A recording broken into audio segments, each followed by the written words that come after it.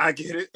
I understand. Shorter. Yeah. I'm done with it. I don't want to waste. That's all the minutes of my life I can't get back. Tell the story in the amount of time the story needs to be told, and quit adding a bunch of nonsense in there we don't need. Move the thing along and let's get it going. I don't mind if the pace is slow. Sometimes stuff is a slower pace if it's really cool and intense. Like freaking Them. That was about as slow pace as you could get. But boy, if you remember, every single scene in there had something going on. Every scene was important. Every scene was intense. I mean, the blackface character, man, that was nuts. Yeah, it really was. Oh my God, that was so cool. Me and Joshua were like, whoa. Yeah, man. And it was such a great metaphor for what was going on in his head, man. There was that voice in his head manifest itself as that character. That was brilliant. And the reason, and I say again, I was a victim of my own philosophy, because we worked for a whole day. It was almost a whole day on a scene where the janitor is actually killed. My character was killed in a scene that was, man, fucking crazy. What they shot and how much time and effort they were going to put into that scene was insane. And they cut the whole thing out because it didn't relate directly to the young daughter. Oh, that wasn't going to be at that time when she came back. Yeah, it was a result. Yeah, it was when I helped her out and gave her advice in the hallway. After that, the supernatural powers were going to go after me for trying to help her. Right. And they waste me in the worst, craziest goddamn way that you can imagine. Please give us a rundown. Let me give you a rundown. Yes. The character is pushing his cart through the hallway or whatever, and he goes into the boys' locker room, the men's locker room. And this locker room is bloody huge. It's like for, I don't know, 1,000 kids or something. The lockers go off into infinity, each one of the rows and aisles, which is itself creepy because there's nobody there but me. The showers turn on, and there's nobody in this place, so the shower shouldn't be turning on. So I go to check it out, turn the shower off, come back out, and then I walk down one of the long locker room aisles, and I hear the shower go off again behind me. I turn around, and then I turn back around, and there's this young white girl standing there. She's a high school girl standing there, and she's naked, but there's no features on her body. There's no human features on her body. It's just like a doll, just plain. She's standing there, hair's all wet and straggly, and she starts chanting all this racist stuff, and the music is playing, and it's warbling and changing speed. This song is playing. She walks towards me, and every single aisle I go by, more of these women, these girls come out who look all the same. And they all surround me in the showers. The steam is going off. They're surrounding me. They attack me. I'm hearing all these voices and shit. It is nuts. And then they push me into the shower. I crack my head on one of the concrete stones there. And then the next cut is I'm just laying there by myself. So everything was in my head by that. And that was one hell of a scene, man. I can tell you. That's crazy. I'm going to need the director. That was all I was thinking was, I cannot wait to see that moment, because the way they shot it and the time we took to get it. The problem was on that series, every single scene dealt with someone in the family. Except for the woman who was her nemesis across the street, the blonde. She did have her own story, and that actually worked because she was such a terrible, you hate her character. And you're interested in finding out what she wants to do. She wants to move from the neighborhood, but she hasn't got the money. They don't have the money, so she has to go get the money, and then that shit goes south with the milkman. Which was crazy. And of course, you enjoy the fact that she's been held prisoner by a whack job and that she gets shot by him. Fantastic. We wanted that to happen. We want her to get her comeuppance. And very much so. But she was the only one. Outside of that, every scene basically took place with the main characters and the family. And mine is it was just too far outside. I know that episode only ran about 37 minutes because another 3 or 4 minutes would have been the scene I was in. So they didn't need it. And that's why they cut it. It wasn't directly related to the daughter's storyline. And it wasn't involving a member of the family. And that's why they cut it out. It wasn't because it was too long. It's just because it wasn't I know that's why they did it. And I have to agree with them. They were absolutely right in doing it. That's what's important, man, is the story. Wonderful show, man. That was a hell of a series. Sure is. It's really good. Definitely. Yeah, really intense, difficult to watch. It was. Yeah. Like me and my brother, we binged watched it. We were just like I said, jaw on the floor the whole time. The lady that swings the baby around in the yes. Oh my God. I know the actress personally. Oh wow. I know her. Yeah, she's a pretty cool lady. She's actually a real sweet lady, but oh my God. Yeah. They actually did that scene. I was like, oh, you have got to be kidding me. You're not you're going to do that. Oh my God. Oh my goodness. Yeah, that will mess somebody up in about a minute. Yeah. And let's not even talk about not to cut you off, but let's not even talk about the remains in the box. Oh, the remains in the box. Oh, yeah. When they finally show Lucky and how she was keeping the baby's remains. Spoiler alert for anybody that hasn't seen that. Oh, yeah. I like the backstory in black and white. I just don't think you needed the character who gets up in the kitchen and walks towards the female character, whatever that was. That was some crazy weird shit. That character was about as scary as the day is long. Yeah. And when she gets up, that thing gets up out of the chair and walks towards her in the room. And I thought that was off the chart. That's the character that they should have kept as the primary character. And they could have gotten rid of the dude with the hat. The guy with the hat, whatever is it, the Norwegian, the Scandinavian, whatever he was. They could have gotten rid of him 100% and only kept the other three characters, the characters that the family saw that were the tall one and the blackface character. Exactly. That's all they needed, man. Let those characters haunt everyone and then go through it. It was very cool to have the juxtaposed racist neighbors juxtaposed with the supernatural creatures because their house was haunted. And you could have still done the backstory, but I would have done a backstory dealing with where that tall female, whatever it was, demon character came from. That character. I thought the same. Great. Yeah. Yeah. Dragged it out with the guy in the hat. That was superfluous, man. That was like, after I watched this, what do we need him for? I don't even like him. I don't even like the character. Like I was telling Chad, the show was amazing, but I kind of got taken off the rails with the whole black and white church thing. And the whole like the black people coming into town. And especially the ritual they did to banish him. The black and white scene was the flashback to explain why they were seeing what they were seeing. They had to explain why the house was haunted and why they were being haunted, which is fine again, but I would have changed that black and white sequence and I would have featured the female character. I would have had a female character who might have been persecuted or run out of town or done something to cause her to haunt that family. It would have had to been completely written differently for that episode, but I would have had something to explain why that character was there to begin with. Why is that character haunting this black family? There has to be a tie-in to the past. So you have to explain that. And that's what that episode is for. But I would have not used the guy in the hat because it's doubling up on something that it's an extra, it's like an appendage, man, that you don't need. So I would not have had him in there. Just save the money, as it were, and go with that tall, whatever that thing was, man. I forgot the name they gave her. It was a name from one of the books the girl was reading. Fantastic character, man. Creepy as out. The day she gets up out of that chair and walks over to her. Oh, man. And they took their time with that, you know. they did. I just love the biggest thing I love about this series is I'm a stickler for things coming full circle and repetition. I love that they just showed the three different women and they were just showing like it was, for some odd reason, it was always the mother in the home, like trying to do all these crazy things. Like they showed the one lady who was actually in the crazy house because she was like pouring bleach on her family. The other lady that cooked her kids, I'm just like, this is crazy.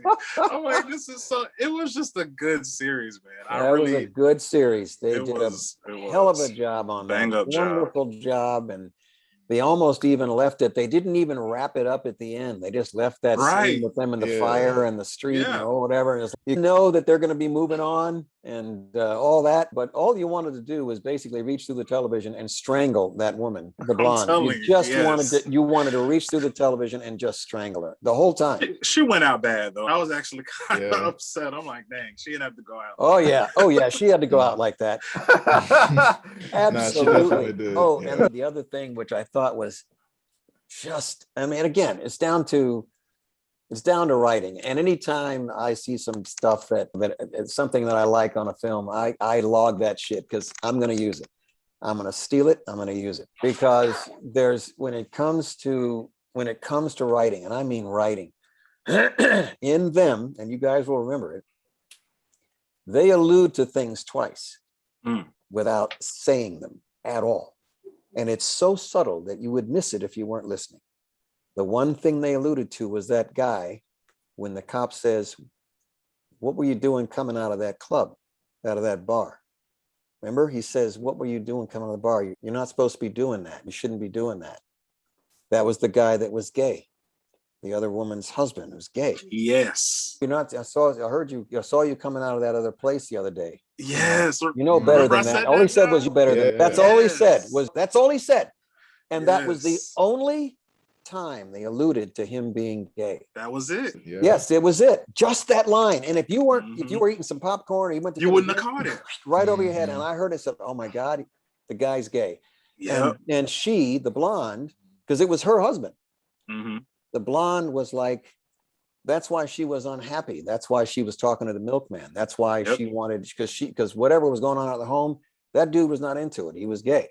So at the end of the day, that was the only illusion. The other time was when she went to talk to her father and he wanted to draw her bath. Let me draw your bath. Yes. Fuck. Yes. Let me draw your bath. Before you go, you should take a bath. You should take a bath. Because I was like, why is she freaking out? What's up? Yeah. Because he molested her growing up. That's all that was. Exactly. And that's all they said. Let me draw your bath. And she wasn't with it at all. And I was like, okay. And we talked about that too, Joshua. So it's like, the mother says, "You shouldn't have come back here." Remember, she whispered in her ear, "You shouldn't have come back here." Yep. She said it. "You shouldn't have come back here." But she had to get the money from them, and in order to get the money, she was going to have to take a bath with Daddy. Yes. That's all they said. That's good writing. That's all they said, and the way it was played, very subtle. The acting is spot on. It was so good. I'm telling you. You got to have all those elements, man. It's like alchemy. It's like a combination of the purest elements, and you mix them together, and you're not sure what you're going to get at the end. But man, if you get that it is, and played and cut and edited just right. Holy Christ, man. Those were the two moments in there. I was like, oh my God. So beautiful. So perfect. Don't beat it over the head, man. Don't beat it over the head. Exactly. Crazy. Exactly. Mr. Russ, I'm actually an avid researcher of ancient history myself. Very good. And I just wanted to know where's your stance on people thinking that extraterrestrials helped shape ancient monuments and civilizations and stuff like that? Aliens, bro. Actually, that doesn't compute and doesn't make any sense. Just stop and think about it for a second. Why would a civilization as advanced as an alien one able to traverse across interstellar space and or through multidimensional facets and or through time? Because there's either one of the three of those in which something is going on. And I do agree that something is happening. For sure. Something is happening on this planet in certain places. I don't have hard evidence, and neither do the physicists. We don't have anything. And partly that's because if you're able to traverse time and space, if you're able to traverse interstellar space, you're not going to make any mistakes. You're not going to crash your plane. You're not going to run into something. You're not going to make any contact with anything else.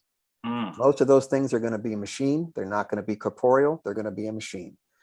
And they're not going to get here all the way from that distance to help you stack rocks on top of each other. That doesn't make any sense. Thank you. Most of the people on those shows are not scientists. They are writers. Yes. They're writers. Yes. They go to the conventions like I do. They sell books. They have to sell books. That is selling books. Yeah. Yes, those people don't know Yeah. anything about anything. They are not paleontologists, anthropologists. They are not archaeologists. They are not scientists. They are writers. And yes, some of the stuff that they look at might be compelling. And you might think, oh, they could have been recording something that they saw in the sky. That's entirely possible. That may be possible. If what we are seeing now, whether it's the witness from an eyewitness from an F-14 Tomcat, okay, over the ocean, or whether it's a witness from multiple witnesses on the ground with radar tracking to back it up, whether there's something happening there or not, I am absolutely fascinated with and would love to know what those are. I would love to know what the explanation is for every single one of those sightings, because if only 0.5% of those is real, it establishes that we are not alone. The most current, unfortunately, the most current astrophysicist calculations about intelligent life in this universe puts the potential of intelligent civilizations at 35 to 200. That's it. Between 35 and 200 intelligent civilizations in the Milky Way galaxy. It's 100,000 light years across. This is only recent theory that's come out based on their observations, based on the number of planets that they have discovered so far, based on the number of habitable possible planets. Yeah. They bring that out. We on this planet are one of the most rare things in the universe.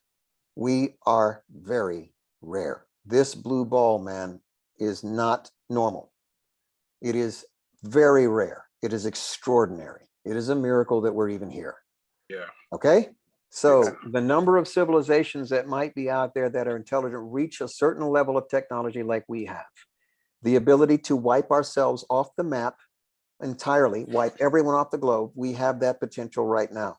Those civilizations, many of them may not get past that point, and therefore will never be able to traverse space, to leave their planet, to travel to another star, to develop the technology. And most physicists don't believe, a lot of them don't believe that it's, possible to make those distances and travel. The only way that you can is to come up with a new technology that allows you to cross that distance by folding time and space and using and finding some form of energy that allows you to do it, because it takes a lot of energy.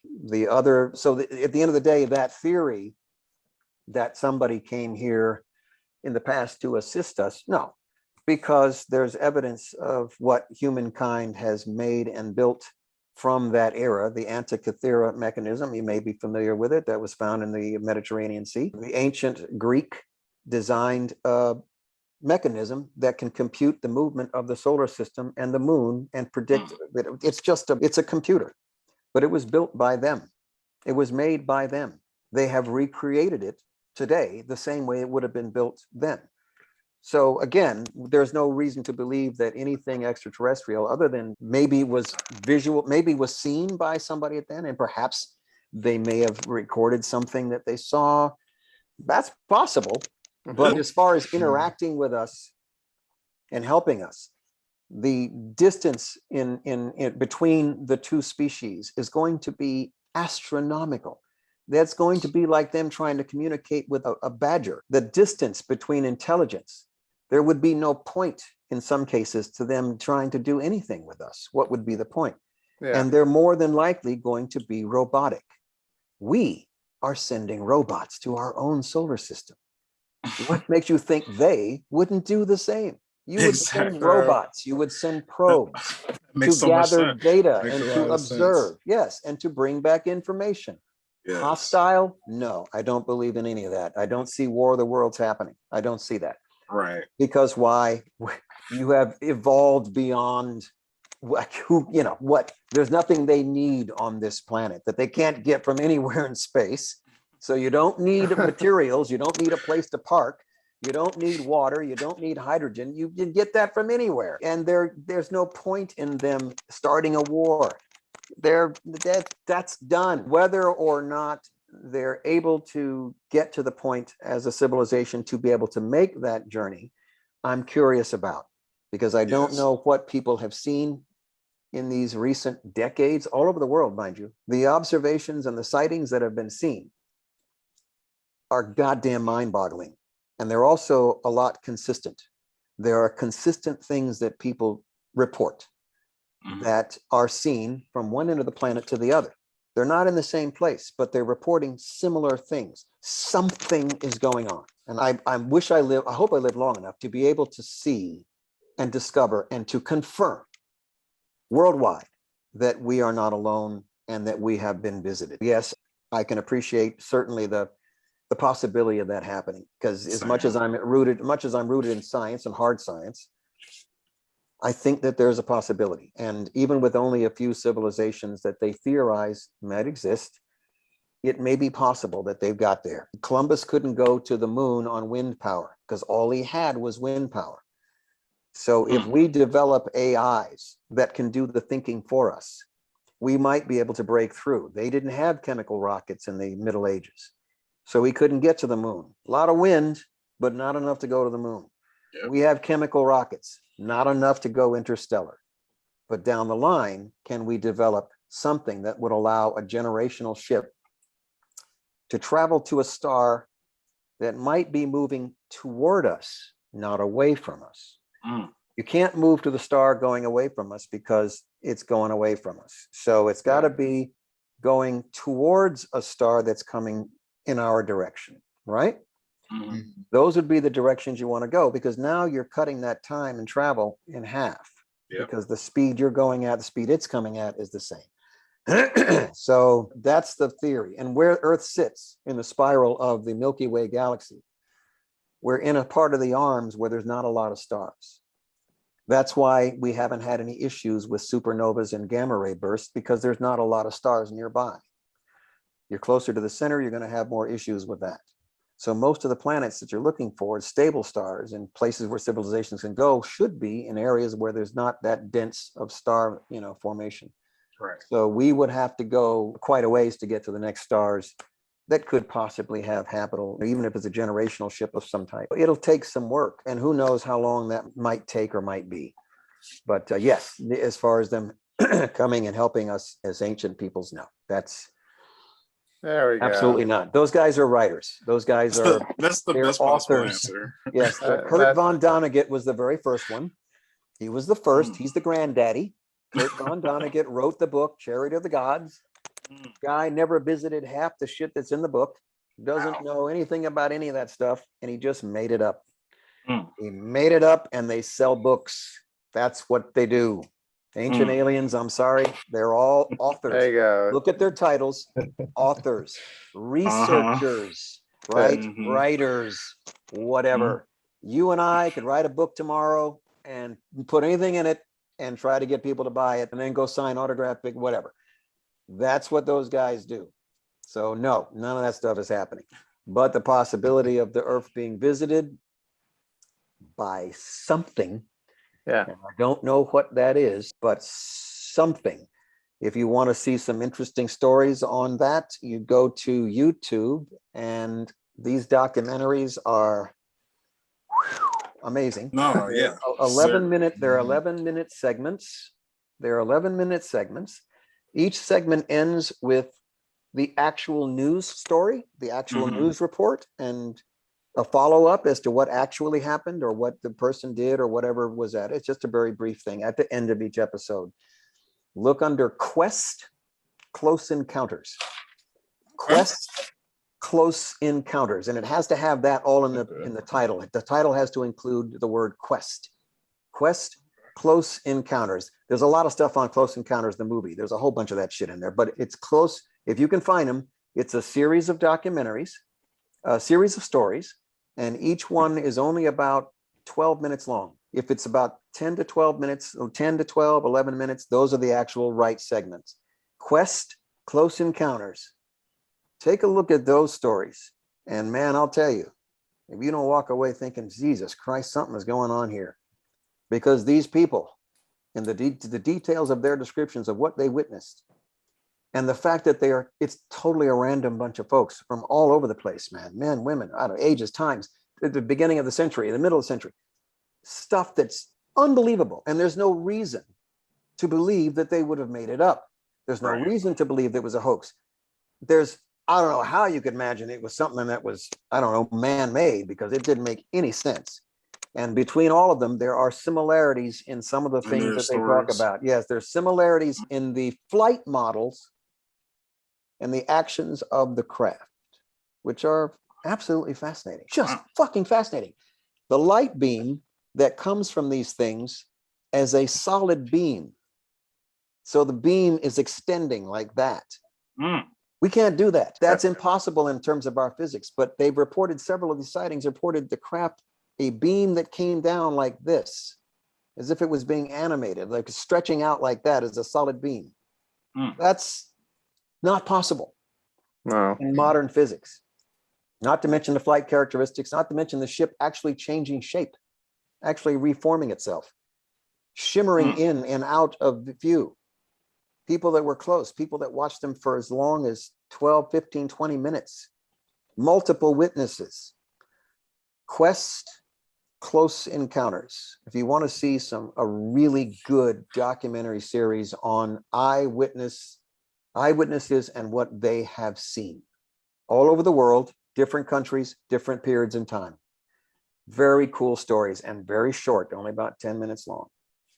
Quest Close Encounters. You can't stop watching them. You cannot stop watching them.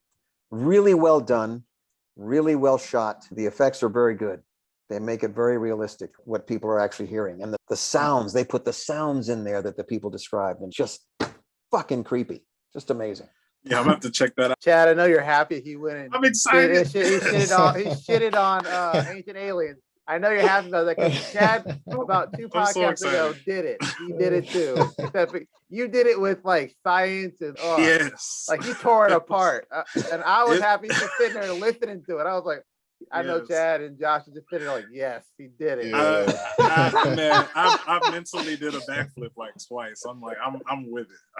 100%. Well, it's entertainment. They're doing it. It's fun to watch, and I dig ancient civilizations and all the mysteries about those civilizations and how they're being studied and examined and discovered in many cases for the first time, and also theorized as to what happened and how they met their demise or how they lived. And man, there's nothing more fascinating to me than any of that stuff. So all of that is great. It's just that when you mix the stuff with those guys, whether it deals with ancient civilizations or even modern stuff, it's just that those guys are not, they're not scientists. They're not anybody who knows anything really, but they are selling books.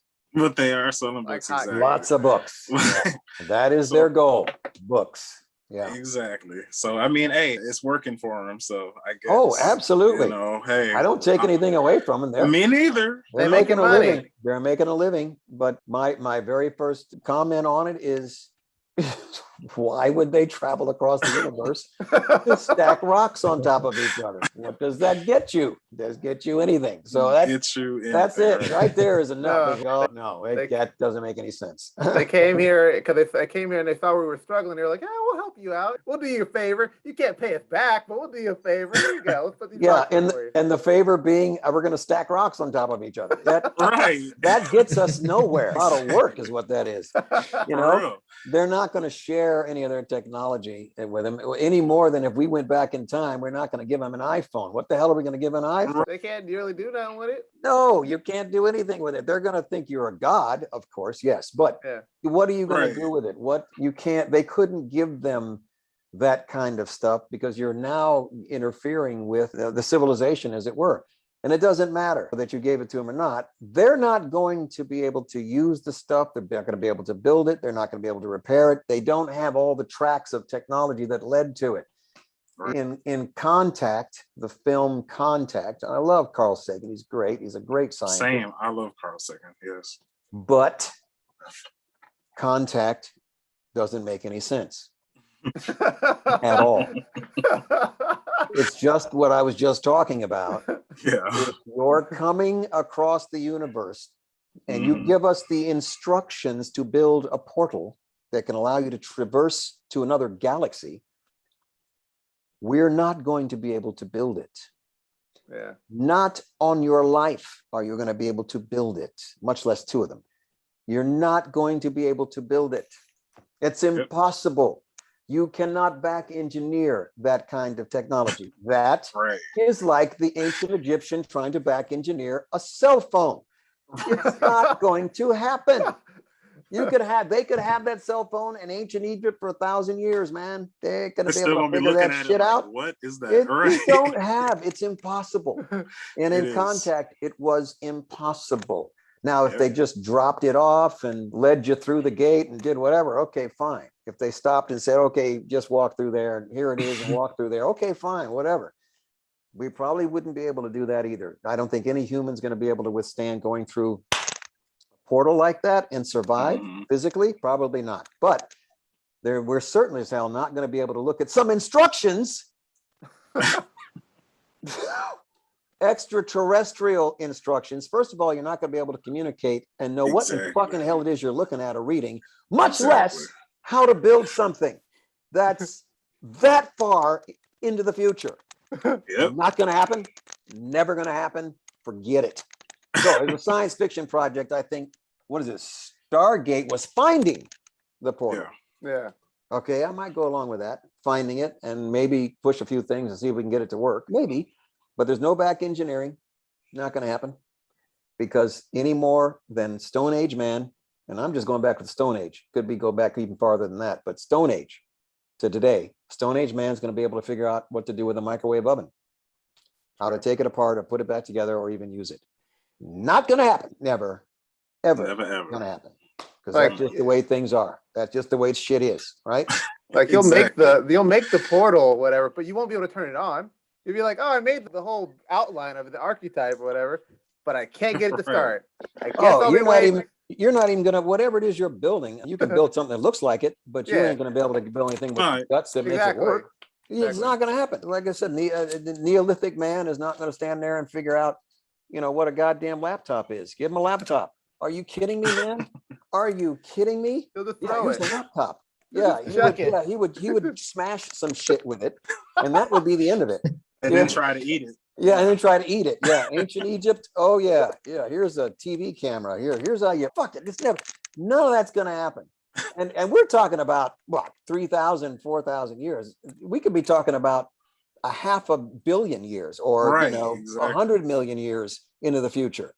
Oh yeah, sure, no problem. We'll figure that out. Yeah, we can make that. Yeah. 50,000, 100,000, 200,000 years. Hell, even 50, 100,000. No. Absolutely not going to happen. And I completely agree. So did you get a good answer for that one, Joshua? He got a great answer. That was a pretty solid answer. That was like I'm on the, I didn't ask the question, but I was satisfied.